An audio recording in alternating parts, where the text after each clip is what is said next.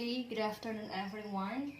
So, my topic is all about the chapter 6 of our reference, which is all about the social and external benefits of education. So, as I go forward, as I read the text, the context of my topic, so I just realized that my topic is all about the results of a research being made by the several researchers. So here are the topics of my report. So the social external benefits of education. First, the chapter 1 is the theoretical basis for identifying and estimating externalities. Then, estimates of market-based education externalities. Under this two is first, which the effects are pure education externalities. Then, empirical estimates of education externalities on GDP per capita. Then, the effects of technology. Then, inter-country versus intra-country externalities. Then letter E, externalities as indirect effects and indigenous feedbacks. Letter F, the conclusions regarding total education externalities. So next, chapter 3 is the empirical statements of specific non-market externality effects. Under that, so we have several subtopics for this third. Letter A, we have the public health externalities. Then letter B, lower population growth rates. Letter C, democratization and development of civil institutions. Then letter D, human rights, political stability. Then letter F, lower crime rates. Then letter G, we have the deforestation. Then water and air pollution. Letter I, we have poverty reduction. Letter J, inequality. Letter K, geographic spillovers. Then rural migration to urban ghettos and immigration of college graduates. Then letter L, knowledge of creation and dissemination. Letter M, more schooling. Then for the chapter 4, we have the social rates of return.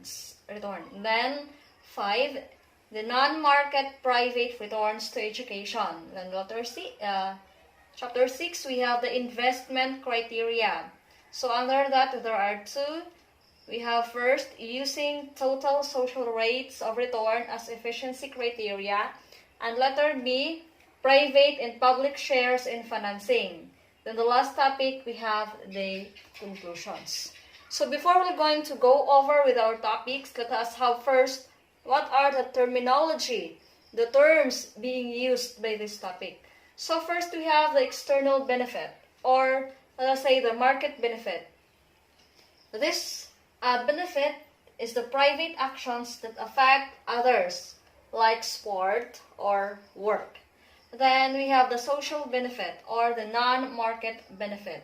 So it is a private actions that affect community or in crime or health.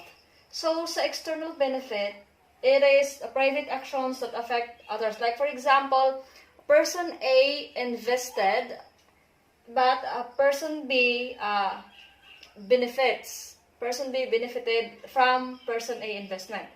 So next we have the education externalities. It is a social or public benefits from the education of each individual that benefit others and the society in both current and future generations.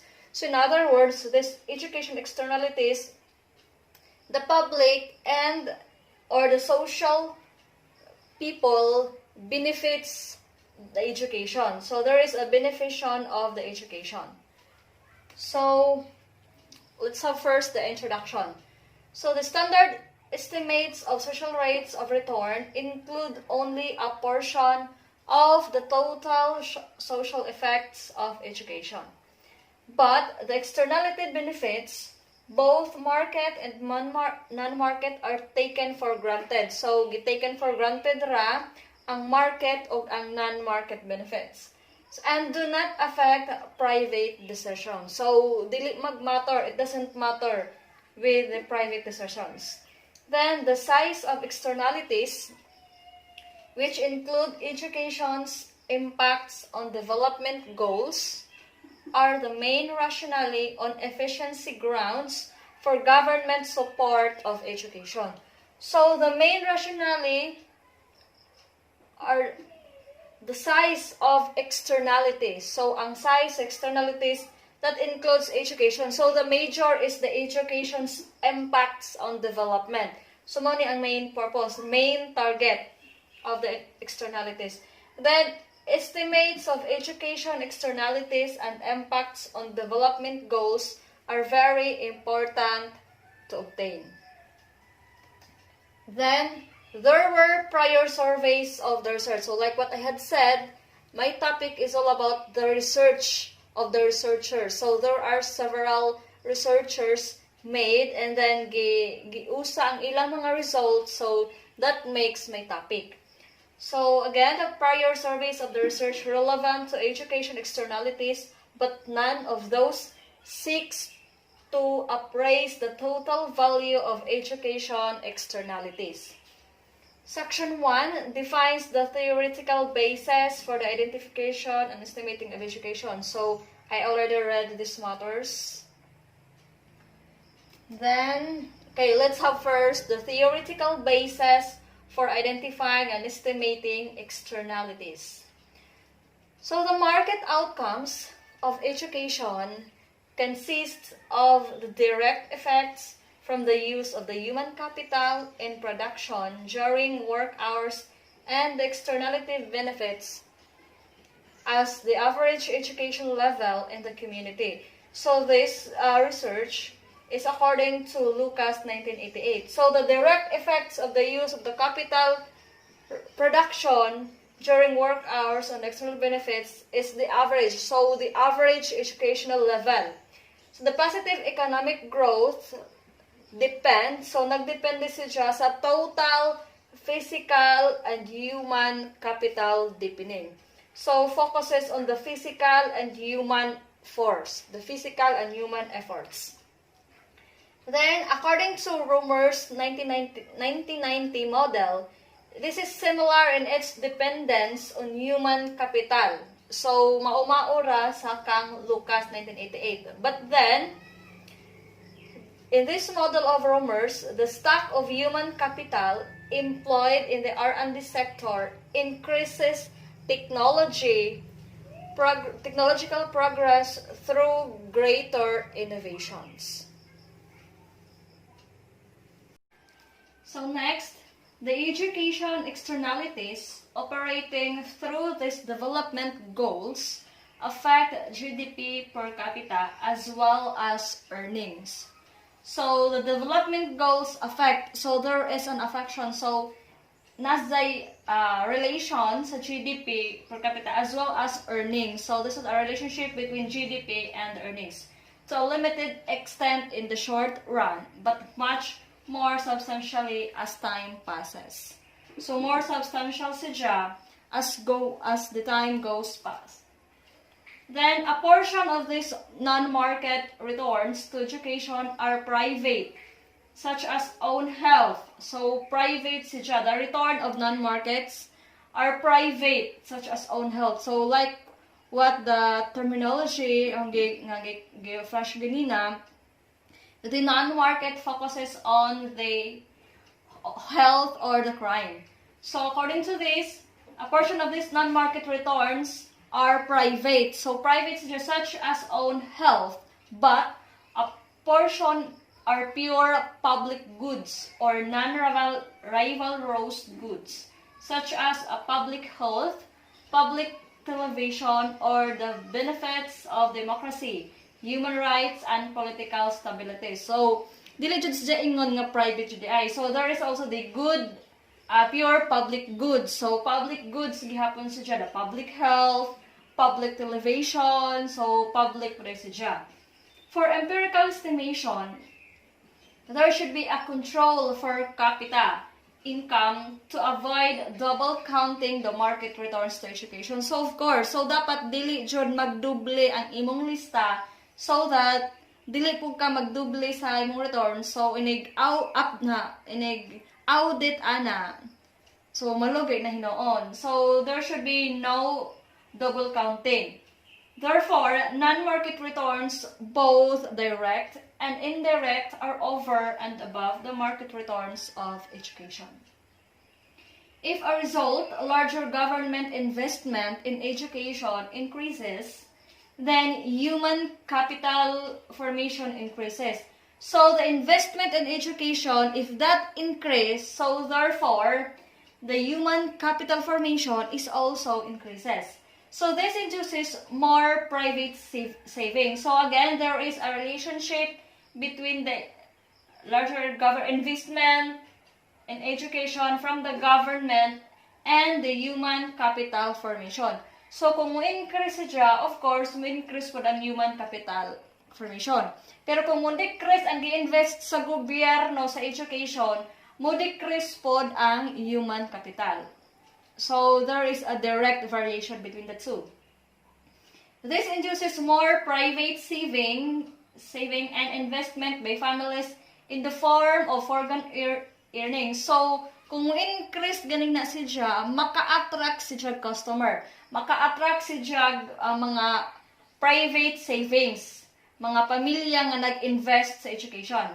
So or foregone consumption by parents as children remain in school longer. So, again, maka-attract dapat, increase dapat ang investment sa gobyerno so that maka-attract si job earnings or investment by families. Okay, so let's move to chapter 2 or the section 2 rather. So, chapter 2 or section 2, estimates of market-based education externalities. So the first subtopic, which effects are pure education externalities? But before, we're going to go over with this number 1. So what follows first presents on taxonomy in table 6.1. So I didn't include table 6.1 because murag heavy ra siya. Anyway, if you're going to look for it, I have the photocopy from the reference. So identifying the source of education externalities are more specifically. So there, specific kaadyo ang externalities, the education externalities. So doa dito. First subtopic, which effects are pure education externalities? So it is useful to identify education impacts on development goal more specifically. So, importante nga mo-identify tag impact or mo-identify tag mission or goal sa development. Unsay imong main goal para maka-develop ka since they are pure externalities. An individual cannot affect their community-wide average. This is not only because his or her investment in education is very small in relation to the entire community, but also because these education impacts operate very slowly and are long delayed. Most primarily affecting future generations. But the increments to each aspect of community development can also contribute to earnings and GDP per capita. So, ang investment sa individual,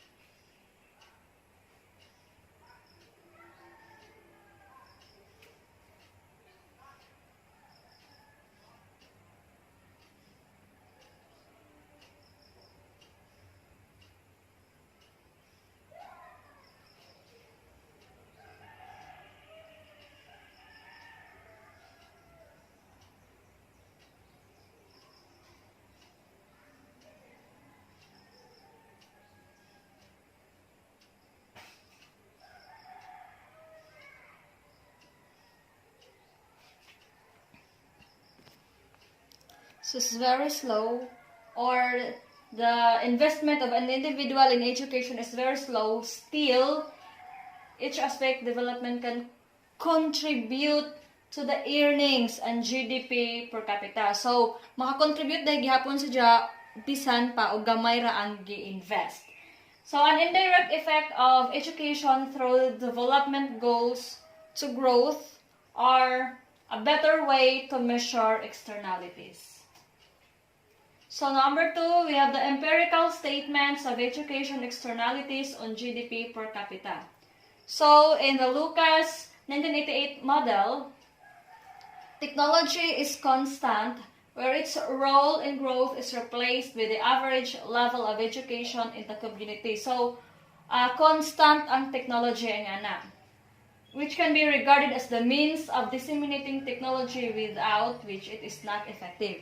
So according to the Lucas model, kung walay technology, then the research or the disseminating technology, that it is not effective.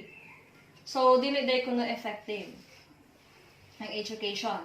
Then according to Romer's 1990 model, technology or the stock of knowledge is a non-rival input. So wala day kuno siya kwenta. So okay ra day bisag way technology according to this model.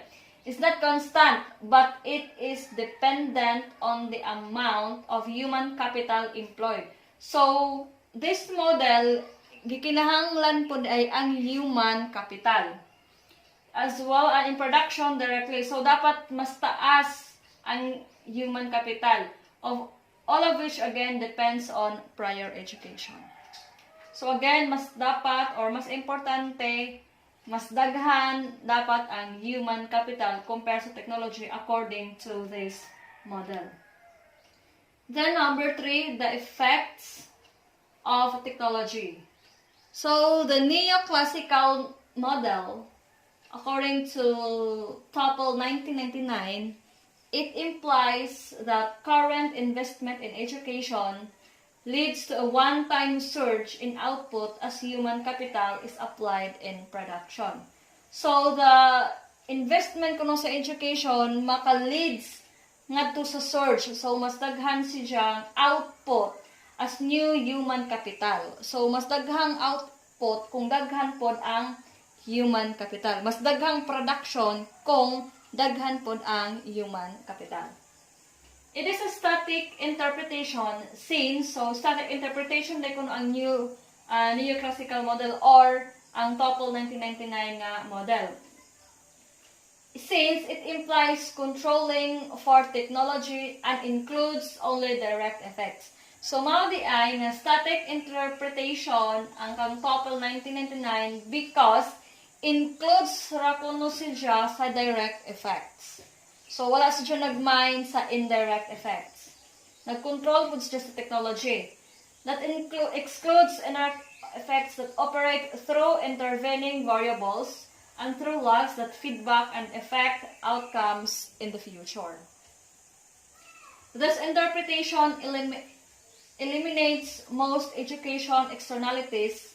So, kanina nga interpretation, ang uban gi-eliminate since most operate through intervening variables as indirect effects and through delayed feedback. So, dugay ang pag-feedback, mao na ang uban, gi-delete na lamang, giwa na lamang.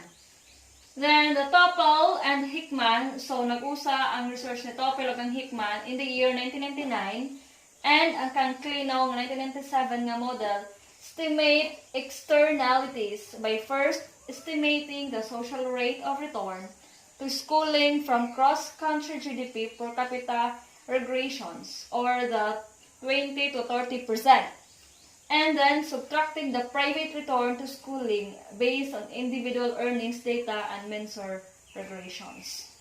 So this is how the researchers being estimated the externalities. They use average years of schooling as a measure of past investment in human capital. So, gigamit nila ang average years of schooling as the variables. So, they find little or no human capital effects. So, sa paggamit nila sa average years of schooling, nakita nila nga no human capital effect. So, wa ray epekto ang human capital. So, according to Bin Habib and Spiegel, so nag-joint force ang two researchers in the year 1994 and Pritchett 1997 can be interpreted as using a static interpretation since they remove most human capital effects on per capita income. So, ilan na po gi-remove ang human capital effects or growth by using controls for political instability and inequality and also in other ways. So it is postulated that leaving out replacement investment in their physical or human capital investment rates leaves out a lot. So let's move for number 4, the inter-country versus intra-country externality. So inter-country, murang ang pag-export o usa ang pag-import. I mean, inter-country is ang pag-interact or involved in ang other countries versus the intra-country, so within the same country externalities. Citizens of the same nation enjoy a relatively similar degree of political stability, similar civic institution, and a similar rule of law. So, of course, they have a similar degree. They enjoy several terms, several mga things. It's because they are living on the same nation. So, if they are living in the same nation, so they may be experiencing the same rule. They're experiencing the same institutions. So, the same rule. What else? With a similar degree of political stabilities, the same president or the same prime minister, like that. So, the same ra. Whether variation in inter-country data and political stability and civic institutions is not independent of the level of education and helps to explain differences in growth and development. Next, number 5 is the externalities as indirect effects and endogenous feedbacks. Another way to estimate externalities is to identify and estimate separately education's net marginal product. So, dapat i-estimate separately ang educational's net marginal product in generating each diverse externality from the investment in education in the community. So, dapat separate sila. These marginal products are the direct effects. Next, the externality effects from a change in education on GDP per capita are based on the indirect effects. The latter obtained by subtracting the direct effects from the total effects from an identical change in education. So, the direct effects are estimated by separate simulation with the indirect effects of education. So, like what I had said, dapat separate sila. So, of course, separate ang direct o ang indirect that operate through other variables suppressed. Next, number 6. Conclusions regarding total education externalities. So, it is concluded that choosing the narrower static interpretation of the neoclassical model, externalities are often found to be negligible or even zero.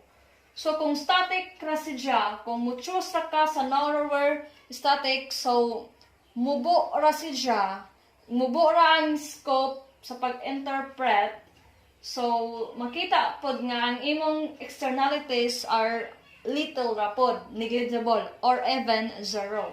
So, gamay lang. So, choosing a dynamic interpretation that allows for indirect effects that set the stage for future growth, the evidence for substantial externalities is strong. So, kung i-compare nimo ang narrower static interpretation sa dynamic, so much better ang dynamic interpretation because the externalities is strong. So, the Kruger and Lindahl 2000 model have argued that the relationship between the initial level of human capital stock and growth cannot necessarily be demonstrated. So, dili jud necessary nga imo pang i-demonstrate ug unsay angay or kinahanglan i-demonstrate ang human capital stock and growth.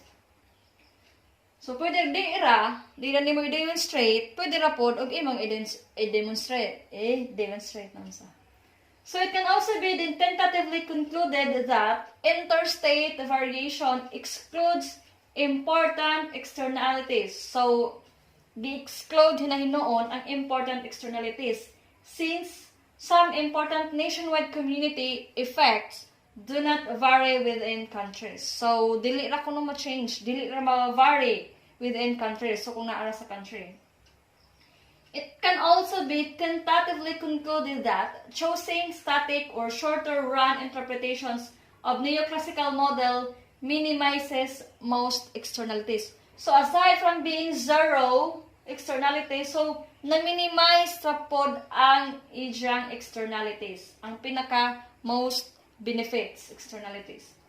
It can also be concluded that the size of education impacts and externalities both depend on the length of the period over which the impacts are estimated. So, ang size of education impacts and externalities nagdepende ra siya sa period. Nagdepende ra sa katas-on kadugadyon over the time sa imong pag-estimate. Then, the third, the empirical estimates of specific non-market externality effects. So, the education's net marginal product as it relates to each outcome is estimated normally based on cross-country data for 78 countries worldwide. So, normal ra ang pag-estimate sa marginal, sa net marginal products all over the 78 countries. Now, the economic theory and the theory in other fields such as political science, in cases where this is relevant, often suggests variables that have a logical connection to the outcome but that are not found to be empirically significant. There are also measurement errors and other offsetting biases in the direction of underestimating education's true effects.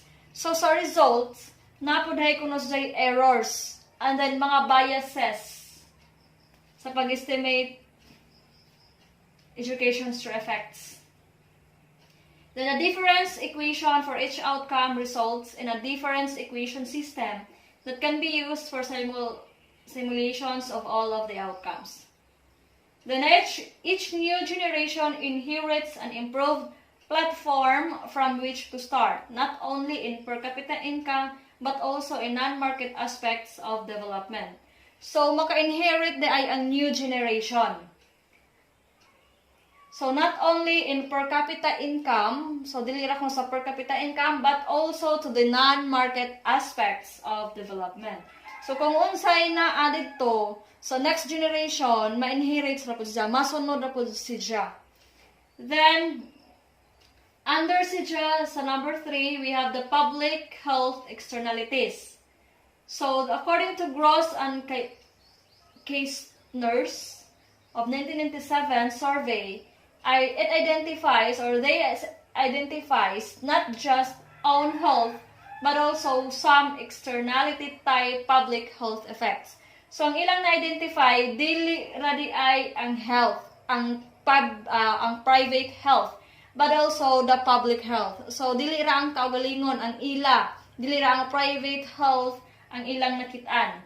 But also, the externality, the benefits, the education benefits of the health effects. So, the education reduces the spread of infectious diseases to others and thereby improves public health.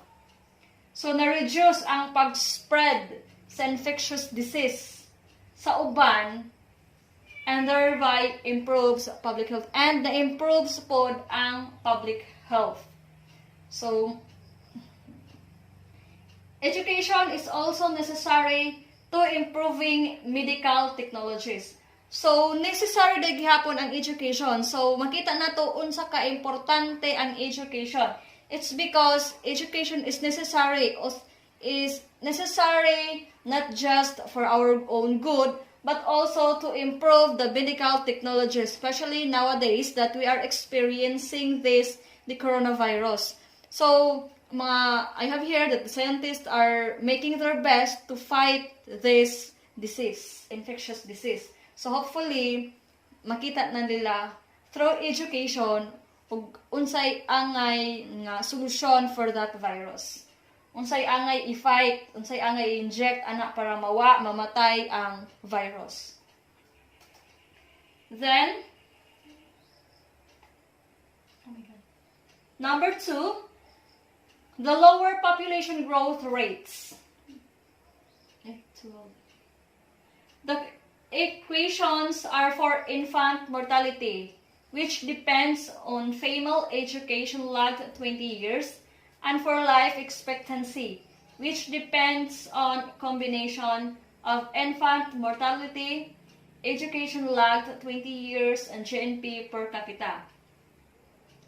So the equation for infant mortality depends on female education lagged 20 years, over the 20 years. So, unsa kataas ang lag. And for life expectancy, which depends on the combination of infant mortality and education lag 20 years. So, in Africa, female basic education first increases net population growth as its effects on better health dominate. But, as she reaches 9th grade, the effects on reducing fertility rates begin to dominate and population growth stabilizes. So, kasagaran nito sa Africa, mga baji, kutob ra kuno sa grade 9. So, dili na sila mo proceed to the higher education. And that because, and that situation, nakita sa mga researchers nga nawa na may education, diha nag-start, diha ang rason, mauna ang rason, nganong nag-increase ang ilang net population growth. The effects of female education in lowering fertility rates dominate education's effects in improving health. So, kay daghan naman ang population na naapektuhan ang pag-dominate sa ilang health. Naapektuhan ang ilang effects in improving health, and population growth rates are falling. Then, number 3, or I think number 13, democratization and development of civic institutions. Number 13 na niso siya. Then, democratization as shorthand to reflect the building of civic institutions, development of the rule of law, protection of the role of opposition parties and candidates in the electoral process, lack of domination by the military, and the other items in the Freedom House 1999 Index. So this is according to the Freedom House 1999.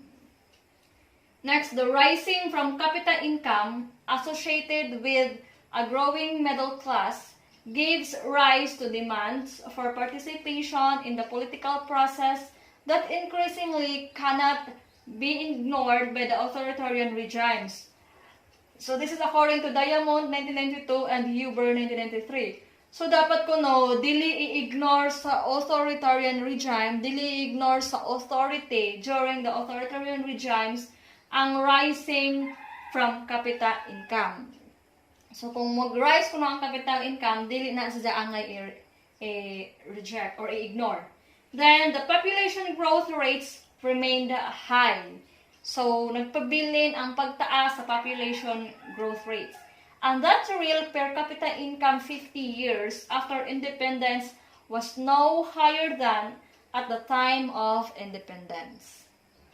So with respect to military expenditure as a percentage of the government's budget, it is possible that there is some reverse causal flow, with democratic spending less on the military and more education because they are democracies.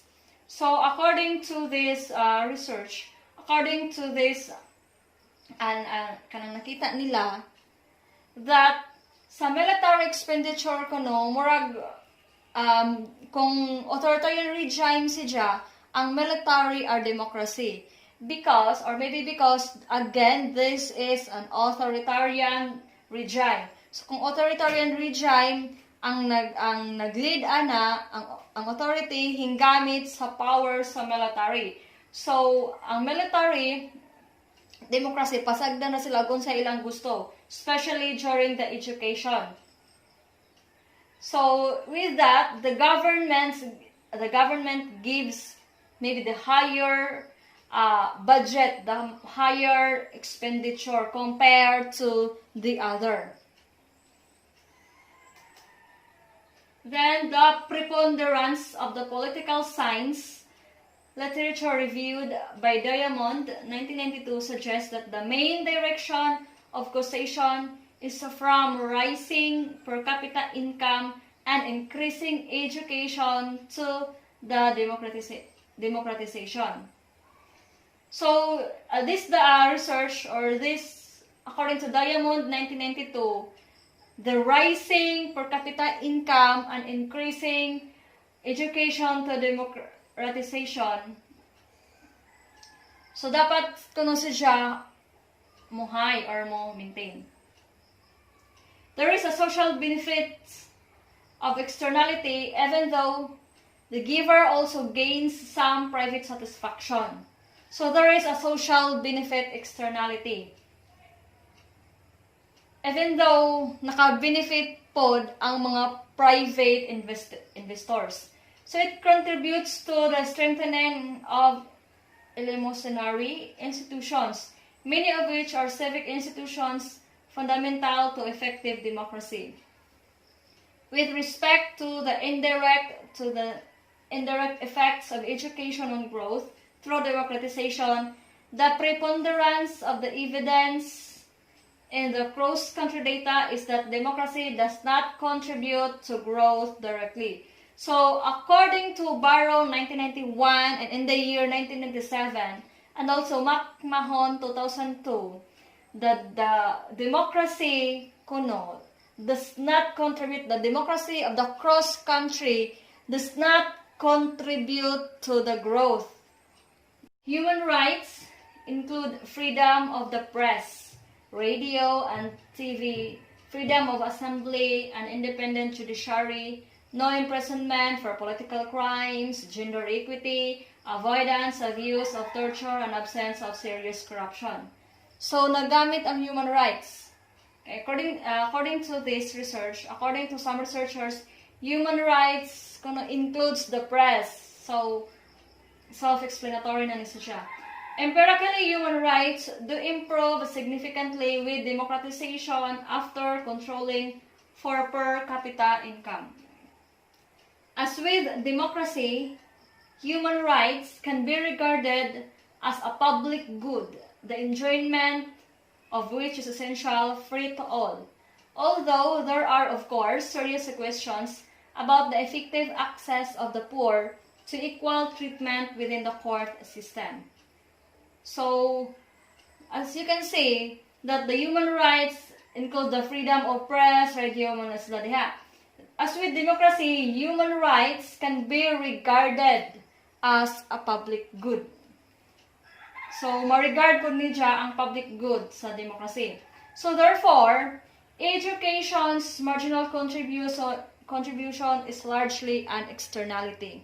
So, there is a great benefit sa education's marginal contribution. Next is the political stability. So, it is measured by the International Country Risk Guide. So, ang political stability ko na measures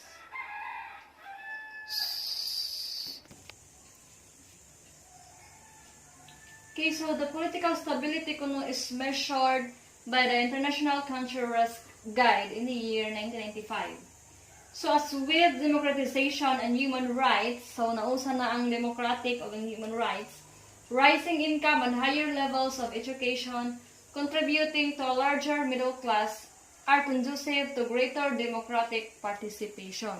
So there is a great impact hence greater political stability.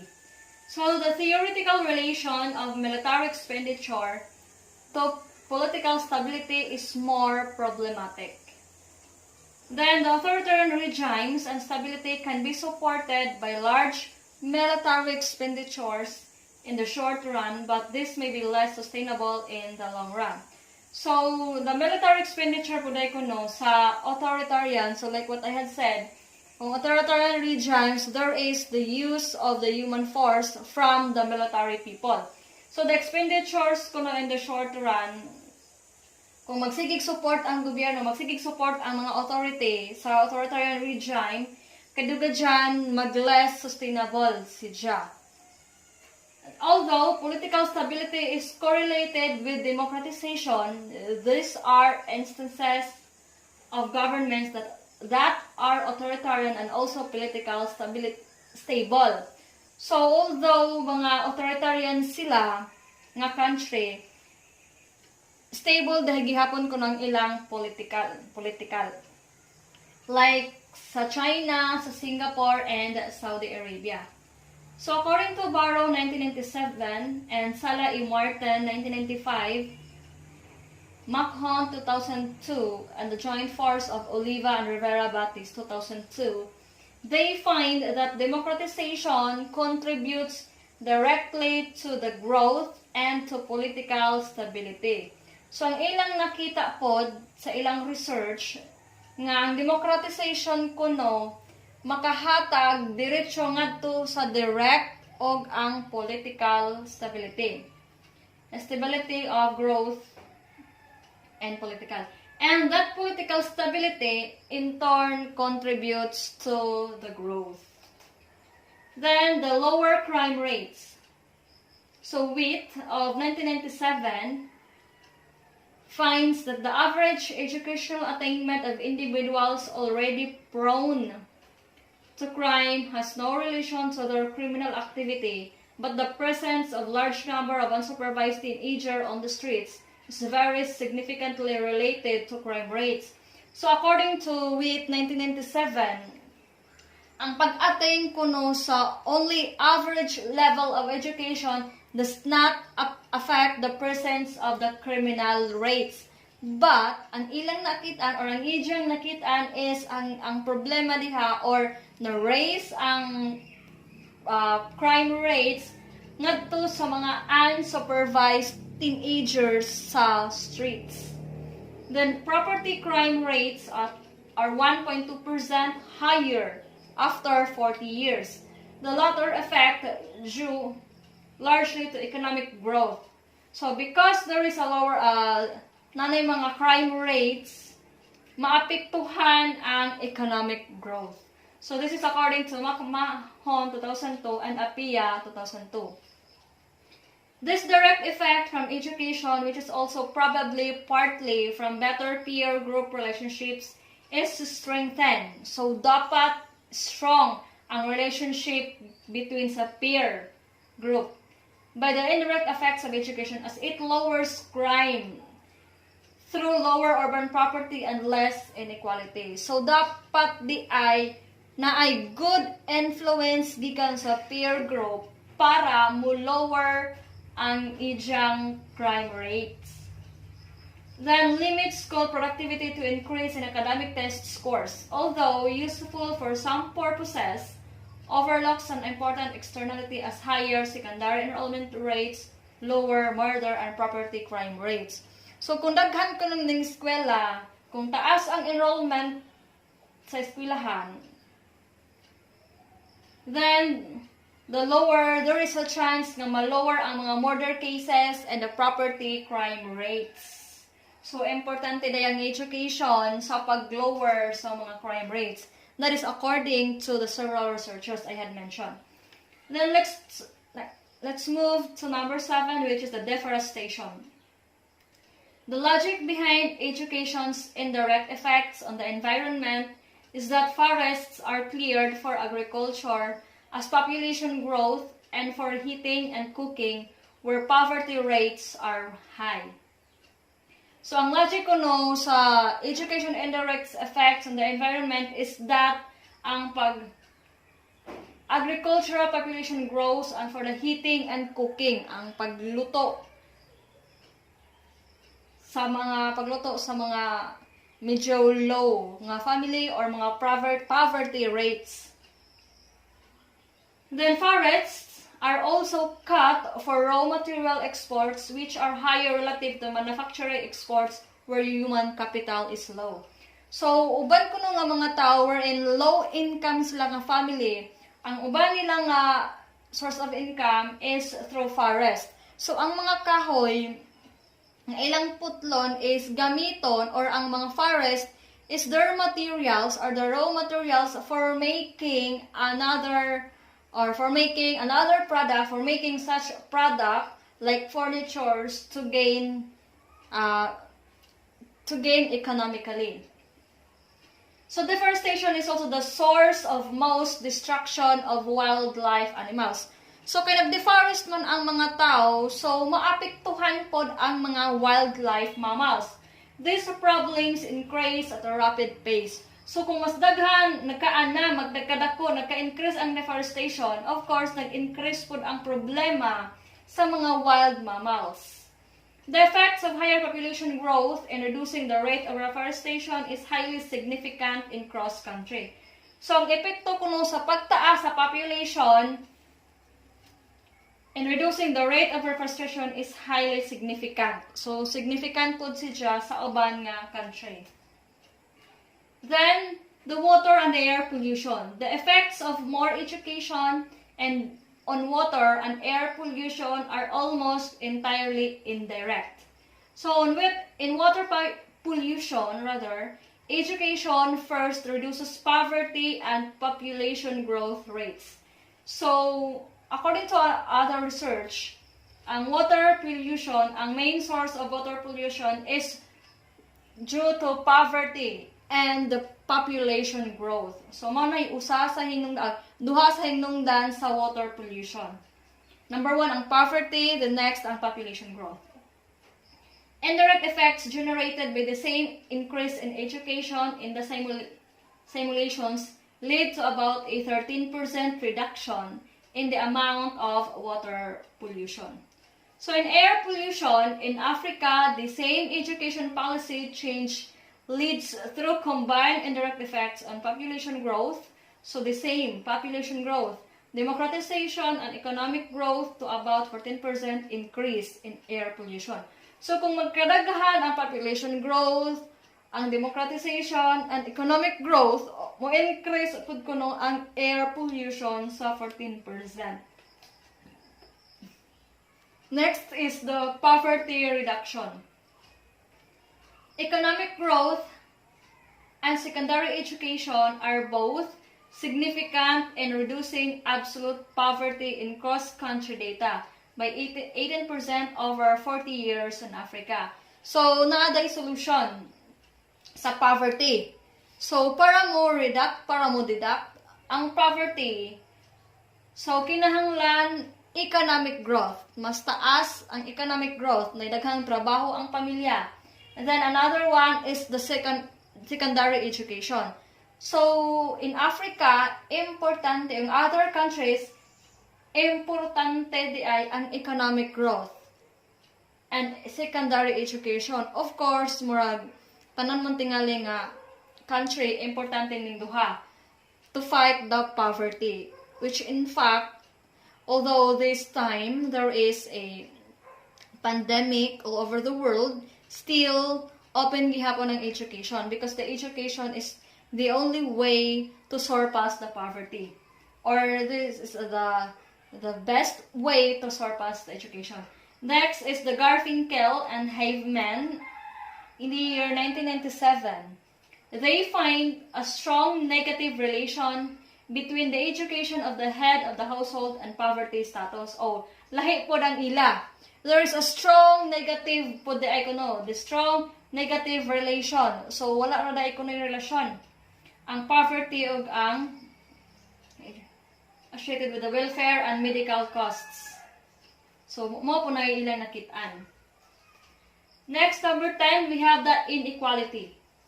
So the main rationale is that the income distribution effects of the education depend primarily on who gets the education. So, depende po ko no sa kinsay makakuha sa education.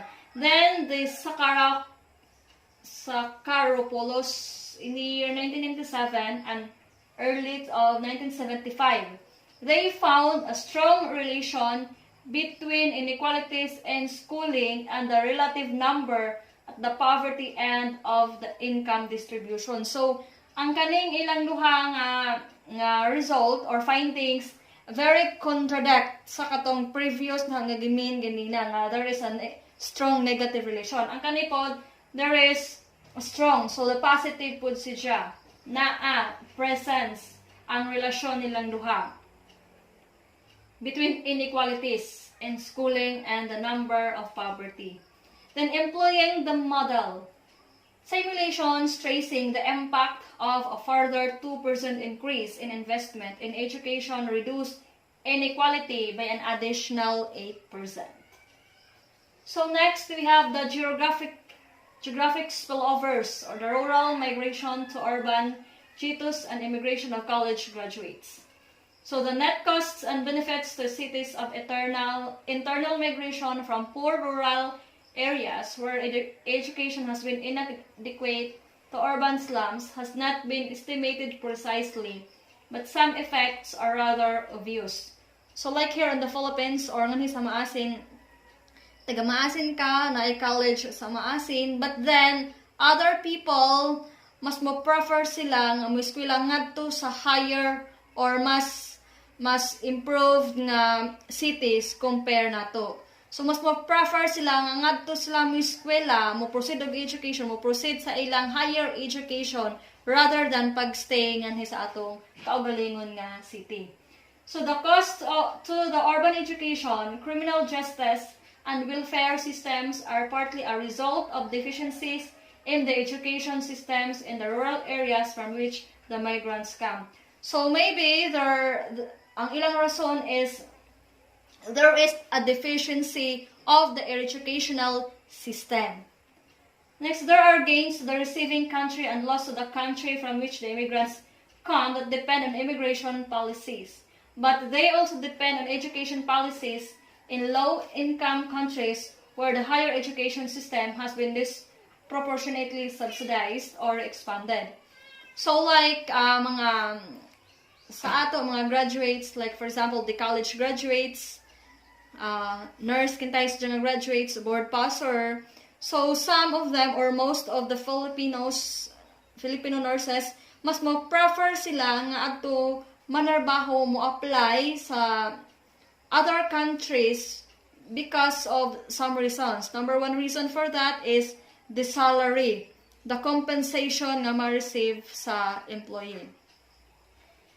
Not just the nurses but also some of the teachers. So na iban pong teachers nga adto mga apply sa gawas kay mas dako og compensation. So next one is the knowledge creation and dissemination. So the technical change which is often cited by economists as a key factor in the economic growth process really reflects the impacts of new knowledge and its diffusion through education in all fields as it contributes to the more specific or soul development outcomes. Next is they do include the contributions of educations to innovative capabilities in all fields. So that is their findings of Romer 1990 and earlier's computer. So they do not include explicit investment in R&D as a percentage of GDP, which facilitates innovation in the nations leading in new technologies. Next is more schooling. So schooling is also endogenous in the basic theoretical model. So treating the percentage of GDP invested in education as a variable increase to the government investment policies. The simulations show that this additional investment, combined with its endogenous feedback effects, results in approximately a 20 percentage point increase in both primary and secondary education enrollment. So there is an increase of the enrollments of the primary or elementary as well as the secondary education. Then primary gross enrollment rates are capped at 112%. So when universal primary education is achieved, the funds are channeled more heavily to secondary and higher levels. So mas dako og budget ang secondary and higher levels of education compared to the primary education. So we have another section, which is the social rates of return. As these impacts of education on development goals combined and operate endogenously over time to lay improved foundations for continuing growth, it is possible to use the result to get some idea of the more comprehensive and new social rate of return to investment in education that includes the value of non-market and direct effects. So in private rates of return, the social rates of return reflect the full investment costs. They also reflect all benefits, not just the monetary benefits to the individual, but also as estimated with the assumptions indicated above. The market and non-market education externalities benefiting current and future generations that individuals take for granted. So section 5 is all about the non-market private returns to education. A brief digression from the focus on externalities is necessary to identify and explain the basis for the valuation of a non-market private returns to education. Then, the reason for including intra-family externalities as private benefits enjoyed with the family is that for education investment decisions throughout basic education and undergraduate higher education, the primary decision-making unit that finances the student and absorbs most the foregone earnings costs in the family. So, ila pong gi-acknowledge ang mga intra-family externalities. Kaya nga naman, as private benefits, because maka-earn siya og costs, maka-earn po siya income, maka-high po siya sa economic earnings, costs as family. So the estimated value of non-market outcomes from additional education is very substantial. So according to Wolfe and Havesman's 2001 and 1984 methods, which use the cost of producing the same outcomes by alternative means using market-produced inputs. So silang duha nag-estimate sa total value of the private non-market benefits of education to be roughly 80% of the value of the market outcomes, with the benefits to society externally to the family are excluded. So, gi-exclude ang uban sa family. Then, the estimates of non-market returns must be qualified in various ways. So, naa po dahil sa qualifications. So, first one, qualification is that they are not offered as precise values but instead as first approximations in an effort to estimate a total social rate of return. The number 2 qualification, some studies find smaller non-market effects and some find larger effects. So there is no constancy. So why dili consistent ang findings sa smaller non-market, also larger market, non-market effects. So, the third qualification, although the non-market private returns to additional education appear to be substantial, it is doubtful that families and prospective students are aware and specific terms of what they are or of their value. Then the recent survey of college freshmen reports that 73% said making more money or getting a better job were the most important reasons for attending college. So, mga freshman college students, nag-survey sila. Then sa ilang findings, sa ilang pag-survey, 73% nag-ingon nga importante ko no ang pag-eskwela to gain a better job or to gain more money. So, importante ko no ang attend og college. Mas importante ang pag-eskwela og college para makakita ka og mas nindot nga trabaho. Next is the investment criteria.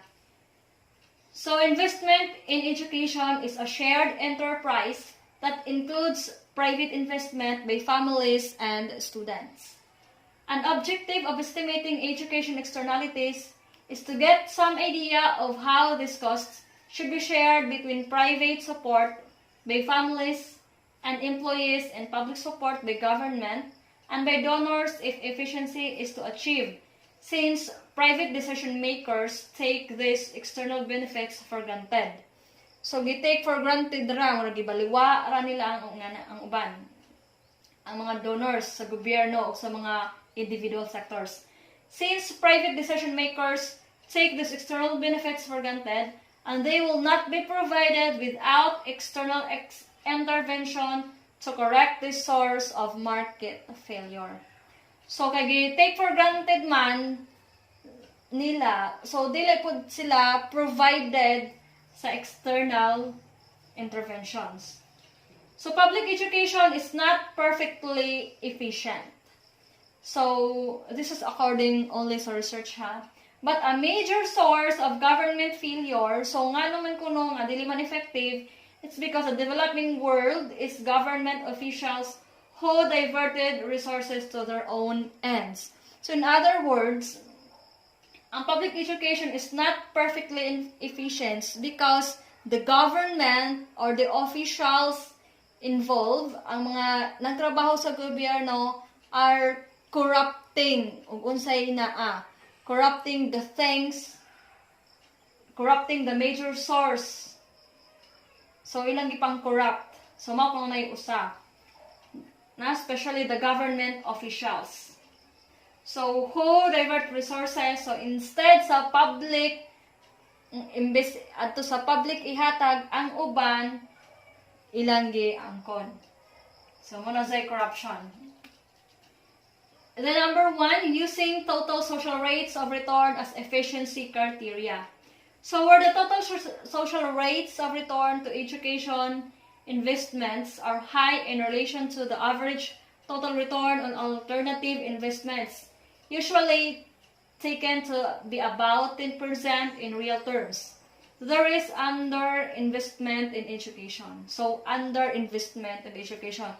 Kay only 10% raman sa real terms. So, under-investment siya sa education. Ang social rates of return to education investments. So, governments and donors need to invest more. So, ang gobyerno o ang individual donors or mga private sectors, kinahanglan mo invest pa og daghan, which induces additional private investment by families and employers as higher enrollment rates incur foregone earnings and as the quality of education improves. Para ang quality sa education mo improve. Then, the private and public shares in financing. Before considering private versus public shares in financing, different sources of market failures and of government failure need to be addressed by different kinds of policies. So, sa di pa ko mo consider, before going to consider the public shares, so dapat ato sa kuno siyang i-address, mag-focus sa kuno sa different sources of market failure, sa market failure o sa government failure.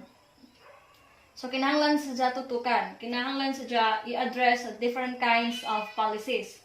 So, number 1 policy, we have the poor information. So, mali usa sa polisiya nganong failure ang market o ang government failure.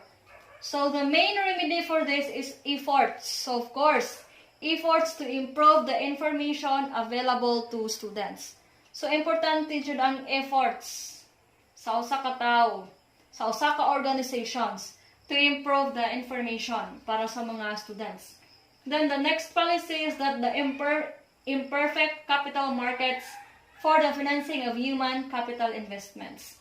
So, students' lack of collateral that can be repossessed means that banks usually will not lend without loan guarantees.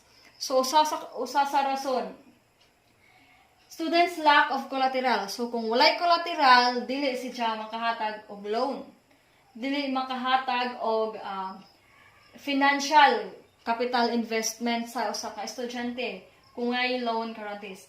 So, the lack of access to employer training programs limit private investment, even though private rates of return to individuals may be high.